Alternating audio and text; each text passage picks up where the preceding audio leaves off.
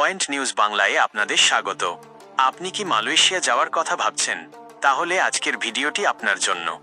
2026 সালে মালয়েশিয়ায় কাজের বেতন কত এবং ডিউটি কত ঘন্টা, সব তথ্য থাকছে আজকের এই ভিডিওতে।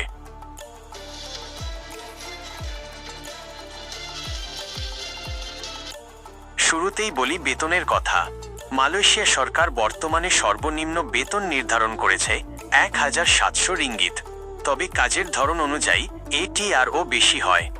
যেমন ফ্যাক্টরি কর্মী 1900 থেকে 2500 রিঙ্গিত, নির্মাণ শ্রমিক 2500 থেকে 3500 রিঙ্গিত, ক্লিনার বা হোটেল কর্মী 1700 থেকে 2400 রিঙ্গিত, দক্ষ কর্মী ইলেকট্রিশিয়ান ওয়েল্ডার 3000 থেকে 4500 রিঙ্গিত।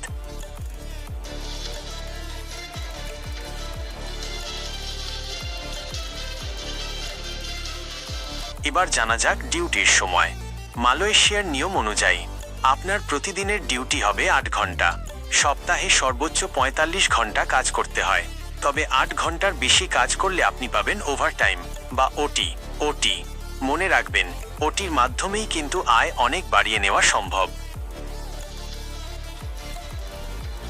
একটি বিষয় খেয়াল রাখবেন, মালয়েশিয়া যাওয়ার আগে আপনার কন্ট্রাক্ট পেপারে বেতন এবং ওভারটাইমের কথা পরিষ্কার লেখা আছে কি না তা অবশ্যই যাচাই করে নেবেন। মালয়েশিয়া সম্পর্কে আরও আপডেট পেতে আমাদের পয়েন্ট নিউজ বাংলা চ্যানেলটি সাবস্ক্রাইব করে রাখুন। ভিডিওটি ভালো লাগলে লাইক দিন এবং আপনার মতামত কমেন্টে জানান।